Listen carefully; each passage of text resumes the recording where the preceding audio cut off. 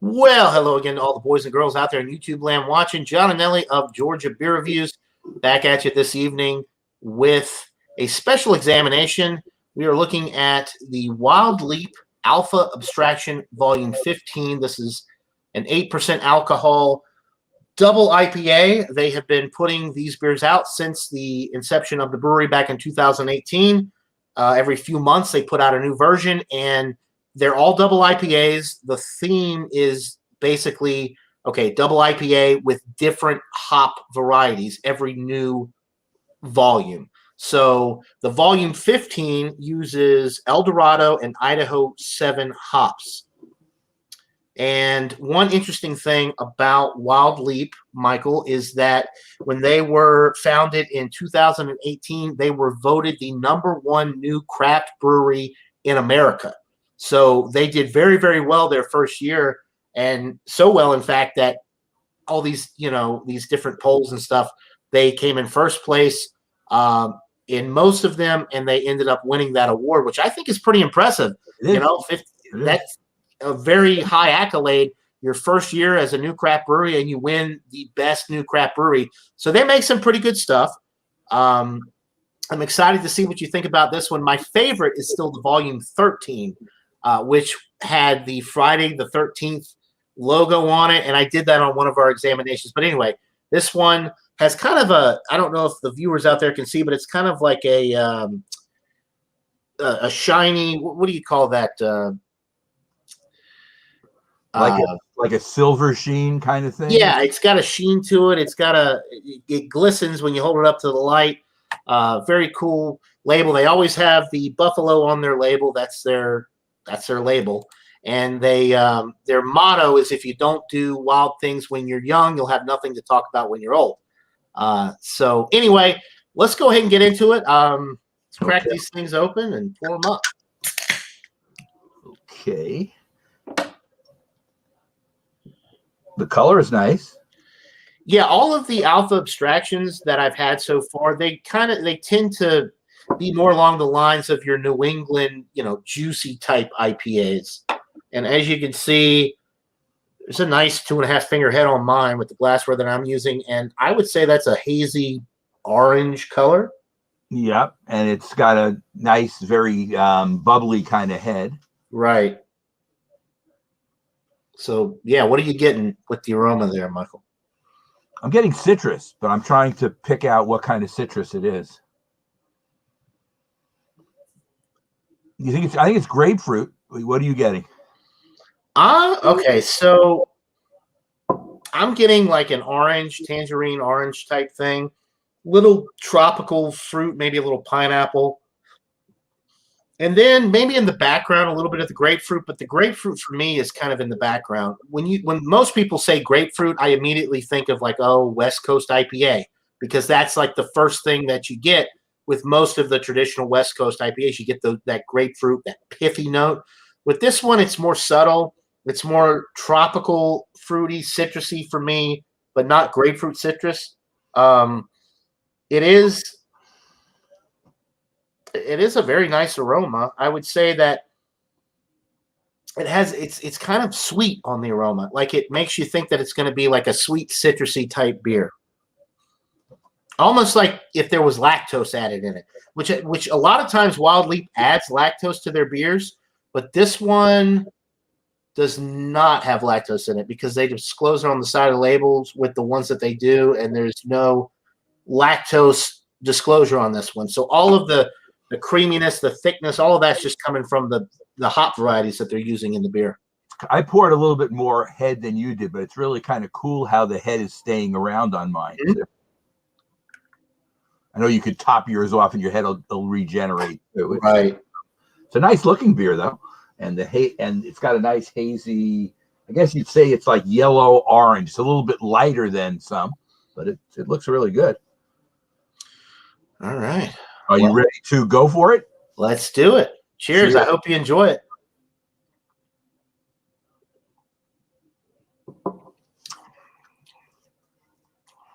It's very good.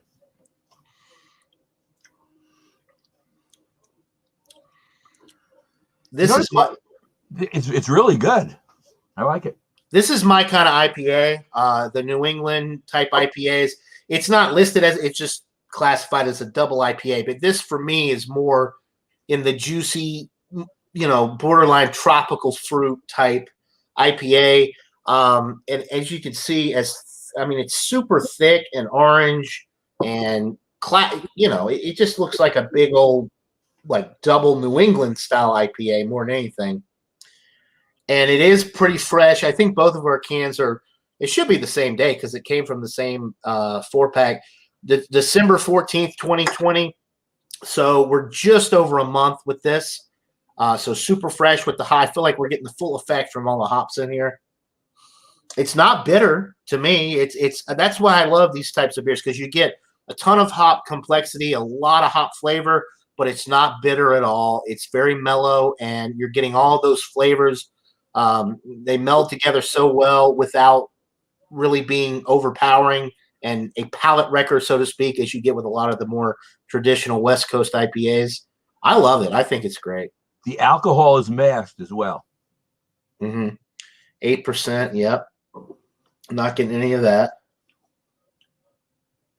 It's funny now. I'm not getting bitterness, but it's almost like what I am getting is kind of like a subdued. I guess it's the combination of the tropical and the citrus together. It's a nice combination, the way they've done it. Right. See, the party favors, the 6-point party favors that I've been sipping on for the last week or so. I bought a 6-pack, and we were talking about that on one of the streams we were doing, and I think it was drinking IPAs with the gang. And that's the one that I drank. And they say on the label 0 IBUs, which to me is, baloney. There's no way you can really achieve 0 IBUs. I was definitely getting some bitterness with that one. I get less bitterness with this one than I did with the party favors from 6-point. And this one is like 30 or 40. I can't remember. They don't list it on the label, but if you go to the website, the IBUs are there. And they're like between, I would say, like 30 and 50.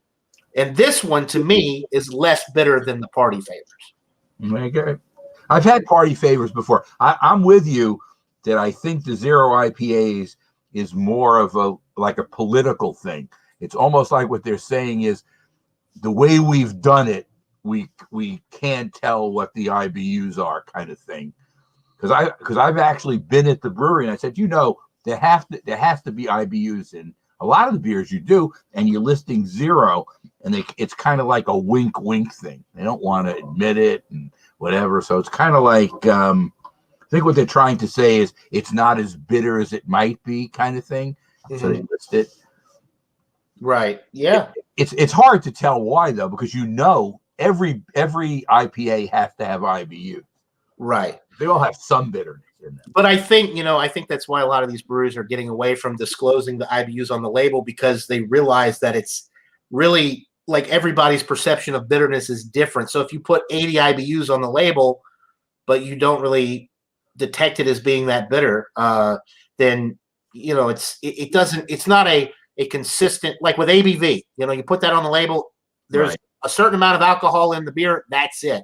When you put IBUs on the beer, it's kind of open-ended. It's like, okay, well, this is what the IBUs are listed at, but somebody might think that it's not bitter at all. Somebody else might drink that same beer and say, you know what, this is too much. It's very bitter.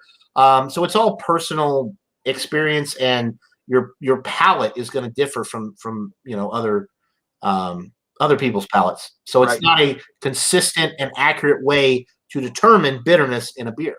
It seems more accurate, John, on the top end stuff, like the resin, which is 103. That tastes like it. Maybe it doesn't taste 103, but that tastes like it's high. Or the hop stupid. Those kind of beers tend to be more, they're like assassinators of your palate. Palate assassinators. Palate wrecker. I mean, those beers, after you have one, you say to yourself, you almost have to have a Pilsner or a lager to tone yourself down. You really can't handle another palate wrecker type because your palate's already wrecked. Right. This is very nice. I like this a lot. Well, good. I'm glad you do. I'm a double IPA person, though. I like this style, too. Right. One thing about this, too, and you can tell me what you think, but I find that it has I mean, there's no lactose in this one, although Wild Leap, like I said, they do put lactose in a lot of their IPAs, which I think is really cool because it does give it a really creamy mouthfeel. But this one has a lactose feel to it. To me, it has a creamy mouthfeel, and it could just be from I think they use flaked oats in here. They don't disclose that on the label, but they don't use lactose. They got to be using something because you are getting that creamy mouthfeel with this that usually comes from the addition of either A, lactose, or B, flaked oats. So I think they put flaked oats in here, and it really enhances the mouthfeel. It's got a creamy mouthfeel. It enhances the finish as well. The hop, it kind of, you're getting all of the hop character, but the because the mouthfeel is creamy and super smooth, any bitterness that might be noticeable on the finish is kind of muted a little bit. And the warming of there is no warming effect. The 8% alcohol, which is kind of getting up there, you're not getting any indication that it is a higher ABV beer. It almost drinks. It's an 8%. I would say that it drinks like a 5.5 or 6%. It's like a little bit above what a normal session would be. Like 5.5. Maybe like 6%. But it definitely doesn't drink like your typical 8%, in my opinion, or your typical double IPA. At the Wild Card Wednesday that I just was at, I did that one. I think I told you about it. My friends from Connecticut brought it back from this. It's called from Thimble Island. It's in Branford, Connecticut, and it's a 5% session one. And that drank like a 5% session. It's a pale ale, and that's what it was like. But that was lighter than this, and that was almost all citrus. So that was a little bit different. This is, like you say, a citrus tropical combination, which makes it interesting. I like that. Right. The hops they used in this is very good. And I gave that one a 90. This one I'm going to rate higher. One thing I'll say, since you've got the name there, Michael Komaroff by Wildcard. Unfortunately, I wasn't able to join the Wildcard with Wednesdays, one of my craziest days at work. But Rontario, if you are watching this, just want to let you know that I've always enjoyed Wildcard Wednesday. Before the Wildcard Wednesday, though, I always enjoyed the specific shows, which you're kind of going back to now. But you're looking at a specific beer, specific style. And I'm excited for the future of Louisiana Beer Fuse for the Wednesday night examinations. And I think it's exciting that he's getting back to a more specific type show because more people will be able to relate with what's going on the panel and in the chat. But Rontario is one of the main supporters of my channel from the beginning. He and William Kepley really were the two that inspired me to start a channel, and Tyler Mansell, who is no longer on YouTube, but he was those were the big three people that inspired me to start my own channel. And I'm forever grateful. I really appreciate all of your support throughout the years. And I'm looking forward to the new format, to the new show. I think the first week is wheat beers. So anybody can find a wheat beer. So that should be pretty easy. And then it's Sierra Nevada Bigfoot barley wine. Right. I've never had that. I've never had this. I started looking for it again, and I thought I saw it like 2 weeks ago at Whole Foods, and I went back last week, and they don't have it now. So it's kind of funny when you see stuff. Sometimes you can't assume it's going to stay there. Right. I guess sometimes I have to leap. Like this is Wild Leap. I have to leap, and when I see it and grab it and buy it because. Sometimes you go back and it's not there anymore. I think we've all had those types of experiences where, you regret not getting something and you go back and it's gone forever. But at the same time, it's like, you know what, we're trying so many new things all the time. You can't really hold it against yourself for too long because it's like, there's so much out there. Well, I've had it before. It's just that Ron just decided to put that in, and it was after I saw it when he did it. Otherwise, I would have bought it. So Alex, Master is here. Thanks for watching, Alex. I'm going to tell you right now, I got enough going on with my channel. If you want to do Wildcard Wednesday, I'm sure you would have Jay's blessing. So go for it.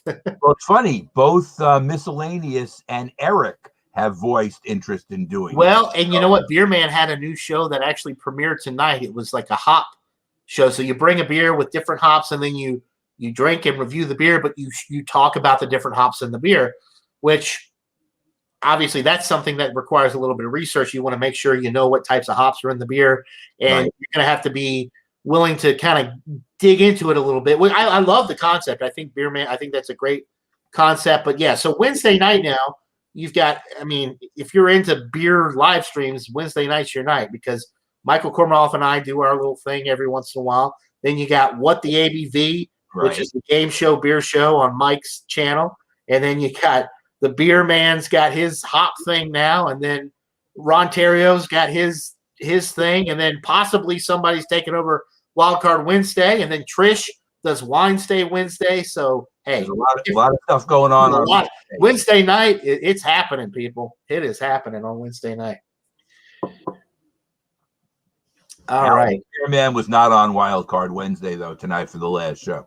He must have been busy doing something else. Well, I know he just got a new computer. He's been having issues with his old one. He got a new computer, so maybe he's still trying to set that up. I'm not sure.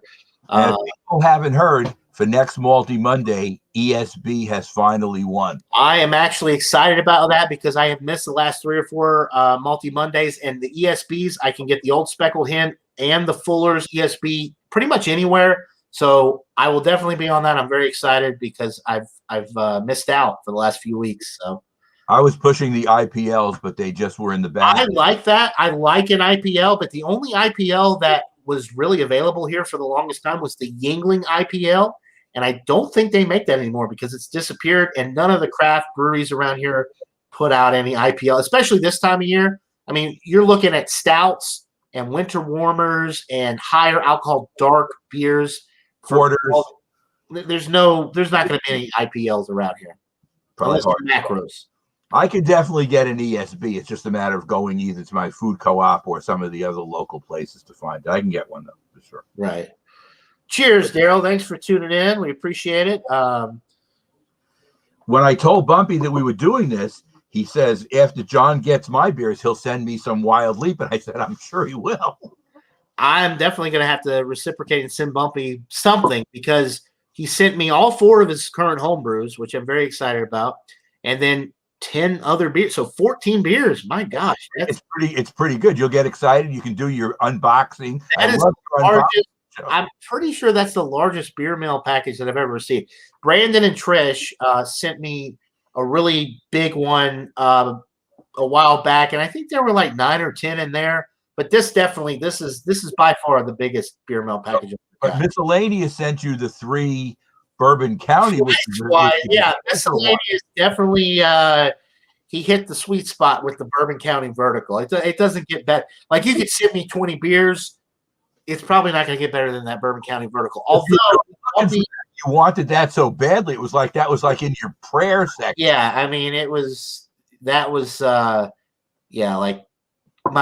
like in my wildest dreams, I never thought I was going to be able to get something like that, and then it was. I mean, yeah, that was over the top, unexpected because I didn't really know Miscellaneous as well as I know him now, and the fact that he was willing to go out on a limb and send something like that to me, I'm forever grateful.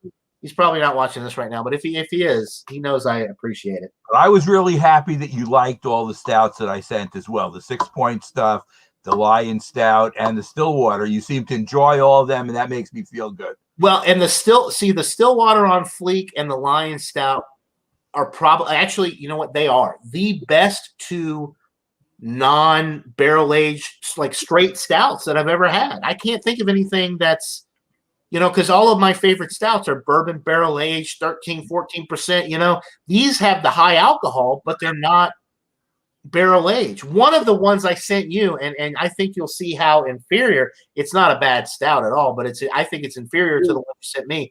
The Wild Leap Rollin' Deep Cinnamon Roll Stout. It's 12.5%. It's not bourbon barrel aged.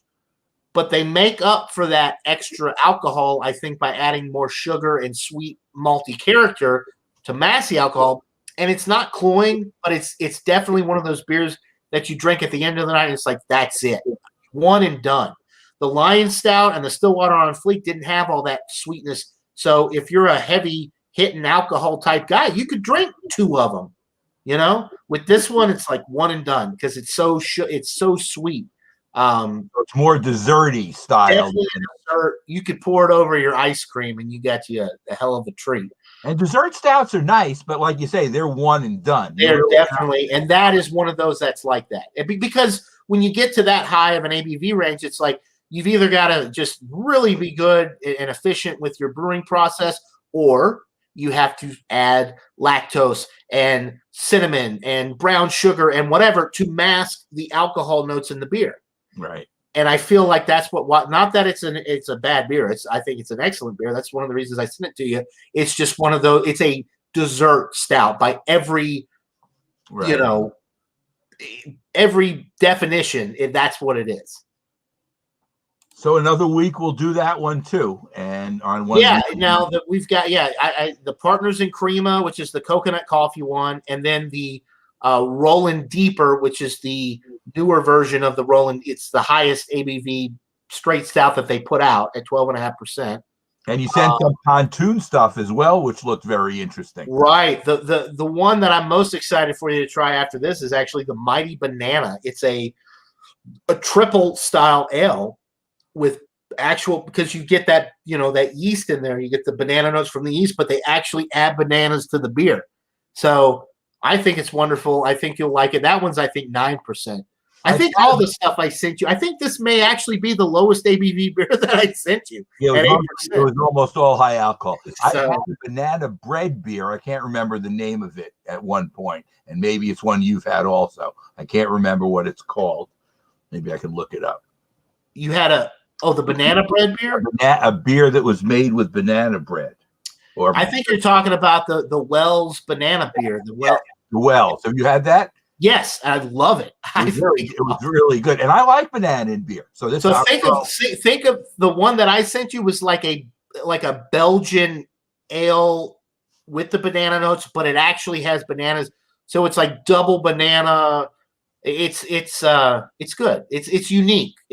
I think you'll like it, but we'll have to wait and see for that. Tommy Carroll, cheers to you. Western Beer Reviews. Mike over there out in California. Is it pretty bitter? No, Mike. It's got a lot of the hop character without the bitterness. It's more along the lines of your Juice Bomb, your New England IPA. So yeah, definitely not what you're used to out there in California. I know you get a lot of those palate wreckers out there where you live, Mike, but definitely not that. I mean, as you can see, look at the appearance. It's that's not a West Coast IPA by any stretch of the imagination. And cheers to you, CVP. Thanks for stopping by. I know what I'm going to give this. I want to hear from you first, since this is the first time you ever had this beer. What are you thinking as far as a rating, and any final thoughts on your first Wild Leaf beer? I'm going to give this a 95. So I think it's a solid A. And, when you start getting in with these type beers into the higher than that, it has to be something which is different. Now, it's quality, and it's an A, and I really like it a lot. Okay. Well, good. I have had so many of these. This is the 15th version of this beer, and like I said, they always use new hops in each variant. It's not my favorite. If I could have gotten you the volume 13 and sent it to you, that would be the one that I would have liked to really send to you, but they switch it up every couple months. This one for me is, I'm going to agree with you. I'm going to go in 95 out of 100. The volume 13, I think, was like a 97. That was probably 97 or 98. That was my highest rated Alpha Abstraction beer. But they do a good job every time, and they're getting to the point now. They're on volume 15. They're having to really get creative with the different hop varieties that they're using in the beer to create it. So the fact that they're still able to create such a wonderful and unique product every time, each volume being different than the one before it and unique in its own way, I think that's impressive. That's quite a feat. But yeah, 95 out of 100 for me. And I've always been impressed with the Wild Leaf beers. I think they're all, I don't think I've had a Wild Leaf beer that's been below a 93. I mean, they're all in the excellent range. Same thing with Pontoon Brewing, which you got a couple of those. I think Georgia just has a great craft beer scene, and I'm very excited to talk about it and share it with friends. And I'm glad you enjoyed it. I guess before this, I've had Terrapin before, which is from Georgia. I've had New Realm, which has a brewery in Georgia. It's possible I've had other ones. What's another brewery that's in Athens that I might have had? Is another Well, Terrapin. Is there another one there too? Maybe not. Maybe I'm thinking. Oh boy, Terrapin. Maybe it's something else. There's a couple in Georgia that are in that area, like Pretoria Fields is one. Printer's Ale is in Carrollton. So there's so many craft breweries. There probably is another. Creature Comforts is. Well, you sent me one of those, and I had the. Aren't they in Athens? You said in Athens, right? That may be in Athens too. I think that's in Athens. So you got Creature Comforts, and then the Terrapin, which is now owned by Miller Coors, but it's still, the brewery is still active in Athens. I did like the Creature Comfort Pale Ale you sent me. I thought it was very. I'm glad you liked it. That was one I was going to get you the Tropicalia, but I was like, you know what? It's really, I mean, it's a great IPA, but it's not like unlike anything you've ever had. But I found that one in the back of the fridge. I was like, I got a Creature Comforts beer. I'll send it to you. And I think the expiration or the best by date was yesterday. As long as you drank it. But I had it the day you sent it. I had it that night. Yeah, so you got, I'm sure it was fine. It was good. It was fine. Tropicalia is that's their namesake. That's the one that's, everybody, like I could go right down the street to any restaurant that has draft beer, and all of the local restaurants have Tropicalia on draft. It's very popular here. It's the one that my nephew had when he was on his Georgia trip, and he thought it was really good. Right. He said it was really tropical oriented. Right. I would say that the one that you had, the automatic pale ale, is very similar. It's just like a milder version of the Tropicalia. Maybe a little bit less tropical fruit, but it's almost got that same base beer flavor. Like you get used to a certain brewery and you notice that like they have that same base taste, and then you have all these additives or the addition of different hops or adjuncts or whatever. But if you're really familiar with your local craft beer scene, there always seems to be that very similar base type thing going on.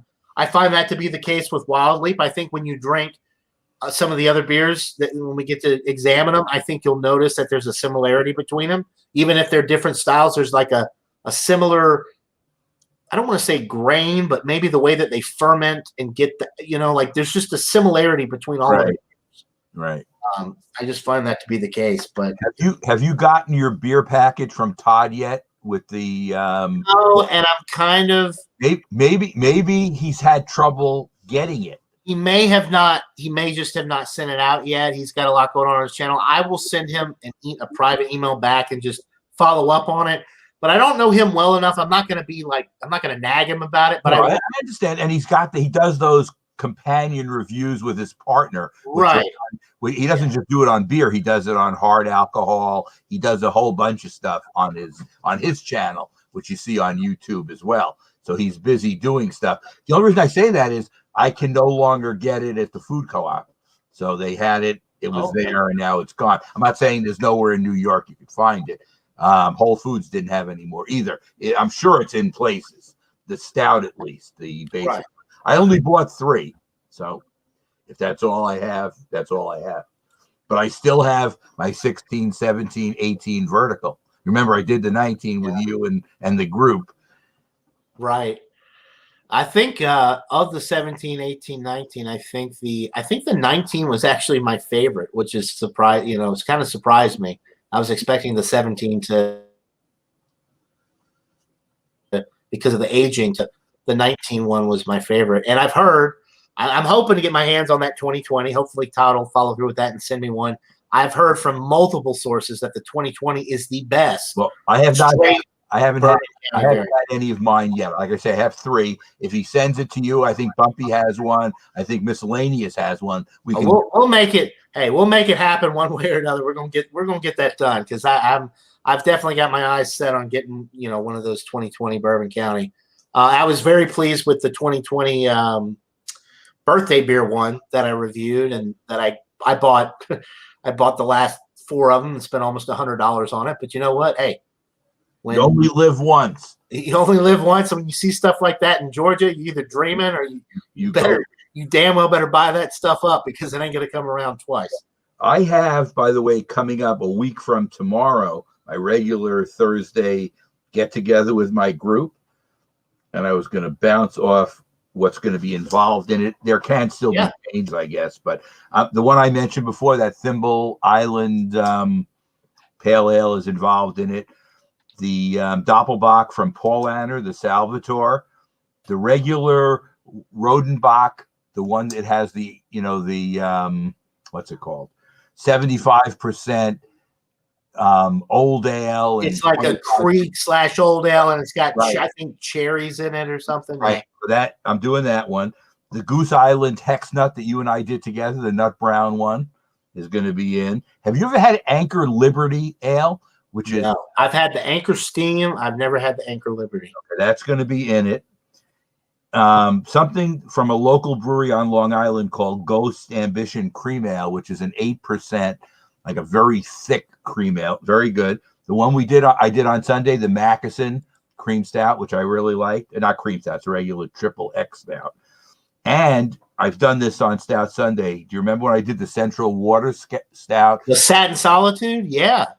So I'm doing that also. We'll see. That was the one, the Satin Solitude, our buddy Tyler Mansell. I hope he's doing well. I hadn't talked to him in a while, but Tyler Mansell, he used to rave about the Central Waters beers. And that was one of the ones that he really liked. Well, it was close to his house. He used to drive there to their tap room, and he used to drink the stuff fresh. And he always used to tell me. And the co-op had a few. I always thought they were pricey, but I still was willing to buy them. But, it's from Amherst, Wisconsin. But we'll see what happens because Gail always brings good stuff. There's another guy who comes, Eric, and he brings good stuff. It's a smaller group now because of the COVID, unfortunately. There are people, regulars who you saw when you were on, when we did the Zoom thing, Derek and Jane. They're scared. Whatever. Yeah. I've gotten my vaccine, by the way. Oh, you have? Yep, I have. No crazy side effects? My arm is still swollen. It's been swollen for a week, but other than that, no fever, no bad side effects. The swelling around where they give you the shot right into your deltoid muscle on your arm. So that's whatever. At some point, I'm sure you're going to take it, but it's a good idea because the chance, you're in the field. I'm in one of those positions where at some point it's going to be a requirement, and I could either go start, flipping burgers at Burger King, or I can just suck it up and get the damn vaccine. Now, did you get the Pfizer or the Moderna? I got the Moderna, so I have to have a second. I have to have a second vaccine in late February. Okay. And that completes it. Now, supposedly Johnson & Johnson is going to be coming out. They just got it approved, so that one will be available to the public within the next month. Right. So that's only one shot. So that's an advantage that you have. It's an advantage, but we'll have to wait and see the side. The side effects for me are really the fact that all these things are kind of being pushed out. We really don't know the long-term effects of a lot. So I'm going to wait as long as I can because I want to see which one I think is the best, and we got to look into the long-term side effect side of it because it hasn't been around long enough to really study long-term side effects. Because of your age, though, you have a little bit more time to wait anyway. I do, and with my job right now, there's a declination. Right now, I'm not required to get it, so I'm kind of gonna hold out for as long as I can, and just that way I can be more educated on the three different ones that are going to be out there and which one is the best and all that, and then we'll go from there. But at some point, I'm sure my company will probably make it a requirement because of the field that my job, field. My daughter, who's only, going to be 32, she got hers because she works for the Department of Health, and she was in the place where they were giving the vaccines out as part of her job. So she got hers, and she was lucky enough to get it for her fiance and her best friend, because at the end of the session they were doing there, they had extra vaccines which were going to go bad if they didn't give them out. So they said, do you know anybody who might want one? So they just hopped into Ubers and they came down and they were vaccinated. too, which is a good thing. And they're young, but I guess, it's a good idea because at least if we can get this herd immunity, it'll work out long term. But there's still a lot of people in the country who have to get it before. My only concern is not so much the vaccine; it's the fact that there's already been claims of a mutated or form of the coronavirus that's been rampant in the UK, and it's apparently in 3 states here now. So, if it is a mutating virus like the flu, then is it going to be something that we're going to have to get vaccinated against every year, like the flu shot, to prevent it? Or like there's so many questions still that we don't know the answer to. Right. And there's also a South African variant and a Brazilian variant. Right. I mean, and they're saying that all the new variants are deadlier than the last. It's like, oh my God, what, vaccine work? Who knows? It makes it more scary. And it's fun because, when people – remember we were discussing this earlier and people talked about scamdemics and all this other stuff. As long as you admit that it's a deadly virus, you can claim that the way it was handled is weird, but it's still something you got to be aware of, and you can't just make it seem like it's not anything to worry about. You have to worry about it. You can't just, it can be scary. Especially, I mean, I'm not worried about it for my own personal health, but I can understand people that have health issues, their immune system is already compromised. Obviously, you got to worry about getting it because you hear about all the deaths. The majority of people that are being killed by it are in hospitals, are in assisted living facilities, nursing homes. So elderly people that are already at risk because of their current health. Right. So yeah, something like that would be devastating and probably deadly to somebody in that classification. Right. So that's why they're trying to get the vaccine, to the people in the hospitals, in the facilities first, and then everybody else will have access to it. Right. And that's the way they should do it. Well, I decided that I wanted to do it quickly because I'm going to be 70 next month. So I'm at least in the group where I can get it by being over 65. That's the number that the national. And Michael, you're kind of my guinea pig now. Now that I know that you got it, I'll check in with you every week. And as long as you're not growing like an arm out of your chin, and you don't have a third eye or something. I think if the worst thing it comes is localized arm pain, I think you can handle it. It's not that bad. It's the first night that I got it, I rolled over on my side in my sleep, and I thought I was going to die because I went right on top of it. But all you do is roll off. I rolled over, and I was fine. But it's very localized, right on the spot where the shot was, and it feels warm. But you can put ice on it. I mean, it's not anything horrible. There are some people who do get flu symptoms from the shot. I've heard whatever, and don't feel great for a while. But usually it's just 3 or 4 days, and then you feel better. Whatever, but it's nothing to laugh at, and it's nothing to think, because I think we already have over 400,000 people in the country who've died from some effect of it. It was affected by the coronavirus, by COVID. So it is a scary thing. Right. Western Beer Reviews is commenting on it now. He agrees. Yeah, it is like, please be prudent. Yeah. All right. Well, I'll tell you, let's see. We've had a great chat. I've enjoyed this discussion. You want to go ahead and take this off air? Yeah, you can go up air now with it. So 95, right? My first wild leap is a plus. That's good. So 95s across the board for the Wild Leap Alpha Abstraction Double IPA Volume 15. Thank you for joining me, Michael. I'm glad you enjoyed the beer. And y'all check us out next Wednesday about the same time.